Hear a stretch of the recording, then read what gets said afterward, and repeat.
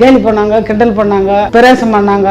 பையனாத்த சோறு போட போறோம் அப்பா அம்மாவுக்கு, பையனாத்த 4 அக்கா தங்கச்சிக்கு கட்டி கொடுக்க போறோம் அப்படின்னாங்க. அதெல்லாம் பரவாயில்ல, ஆண்டவன் இருக்கிறோம் அப்படின்னு சொல்லிட்டு நாங்கள் போய்கினே இருந்தோம். அதாவது ஊரில் வந்து நிறைய பேர் அவங்க சொன்ன மாதிரி நிறைய பேர் கிண்டல் பண்ணாங்க. ஆனால் இவங்க மட்டும் தைரியமாக வந்து அது வந்து நடக்கட்டும், அவன் வந்து இப்போ ஜான் பிள்ளைனாலும் ஆண் பிள்ளை அப்படின்னு சொல்லிட்டு இவங்க இது பண்ணுவாங்க. கடவுள் வந்து அவ குள்ளமாக படிச்சுட்டாங்க, ஆனால் அதுக்கு ஏதாவது ஒரு வழி காட்டுவார் கடவுள் அப்படின்னு சொல்லிட்டு இவங்க வந்து அந்த கவலைப்படலை. அன்னைக்குலேருந்து இன்னைக்கு வரைக்கும் இந்த நொடி வரைக்கும் இவங்க தைரியமா தான் இருக்காங்க. ஆனா மற்றவங்க எல்லாமே வந்து கேலி கிட்ட எல்லாம் பண்ணாங்க, எல்லாரும் பண்ணாங்க. அதுக்கு நான் ஒன்றும் கவலைப்படலாம், நான் அசியலை. எதுக்கு என்ன பண்றீங்களோ பண்ணுங்க, எனக்கு ஆண்டவங்கிறான்னு சொல்லிட்டு ஆண்டவன் மேல பாரத்தை போட்டு என் நடக்கிறத நண்டுக்குன்னு வாட்டுறோம் அப்படின்ட்டு நாங்கள் ரொம்ப சிரமம். அந்த கஷ்டத்தை அந்த சிறுமை தாண்டி இங்கே வந்து மெட்ராஸில் உக்காந்துங்கிறேன்னா அது என் பையனால் தான், என் பிள்ளையால் தான் நாங்கள் வந்து உக்காந்துங்க. 4 பொண்ணை கட்டி கொடுத்தேன், 4க்கு நெல்லுக்கு எடுத்து பார்த்தேன், இவருக்கும் கல்யாணம் பண்ணேன், இவருக்கும் 3 பசங்க ஆயிடுச்சு. அவரையும் பார்த்துக்கின்னு இப்போ எல்லாத்தையும் அவரால் தாங்களா கண்டி எங்களால் ஒன்றும் கிடையாது. நாங்கள் வீட்டில் தான் சாப்பிட்டுங்கிறோம். இன்றைக்கும் சாப்பிட்றோம், அன்றைக்கும் சாப்பிட்டோம், இன்றைக்கும் சாப்பிட்றோம். இன்னும் சாப்பிட்டு தான் அவரால் தான் நாங்கள் போயிட்டு போனோம். ஏன்னா இப்போ இந்த வீட்டில் பார்த்தீங்கன்னா ஒரு ஆள் வருமானம் தான், ஒரு வருமானம் தான். அந்த ஒரு வருமானத்தை வச்சு தான் நான் இவ்வளோ தூரம் ஓட்டிக்கிறேன்.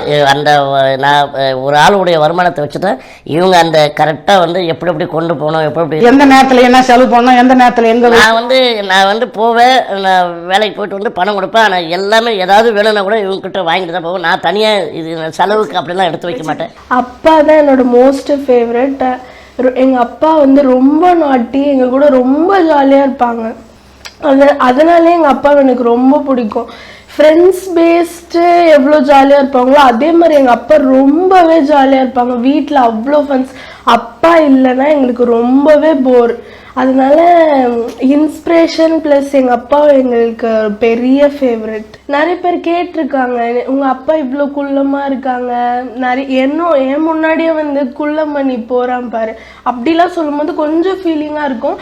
ஆனால் அதுதான் எங்கள் அப்பாவோட ப்ளஸ்ன்னு நான் வந்து ரொம்பவே நினைக்கிறேன். அந்த ப்ளஸ்ஸு தான் எங்கள் அப்பா இன்னைக்கு இவ்வளோ தூரம் வந்திருக்காருன்னு. அதனால எனக்கு நான் எப்போவுமே நினச்சதில்ல, என்னடா நம்ம அப்பா இவ்வளோ குள்ளமாக இருக்காங்களே அப்படின்னு நான் என்றைக்குமே நினச்சதில்ல. இதுதான் எங்கள் அப்பாவோட ஃபேவரிசமாக நான் நினைக்கிறேன். நாங்கள் அப்பான்னு தான் கூப்பிட்ருக்கோம். டேடு அப்படின்னு கூப்பிட்றதுக்கு எனக்கு ரொம்ப பிடிக்கும். டேடுன்னு என்னோட கான்டாக்டில் கூட நான் டேடுன்னு தான் சேவ் பண்ணியிருக்கேன். டேடு. அதாவது நான் பாப்பா கிட்டே கேட்டிருக்கேன், நீங்கள் சொன்ன மாதிரி தான். இப்போ அவங்க ஃப்ரெண்ட்ஸு கூடலாம் போவாங்க, அப்போ வந்து இந்த மாதிரி நார்மல் அப்பா அவங்க எல்லாருக்குமே இருப்பாங்க. உனக்கு மட்டும் நான் வந்து இந்த மாதிரி குள்ளமாக இருக்கேன், அதை பற்றி உங்கள் ஃப்ரெண்ட்ஸ் ஏதாவது சொல்லுவாங்களா அப்படின்னு கேட்டிருக்கேன்.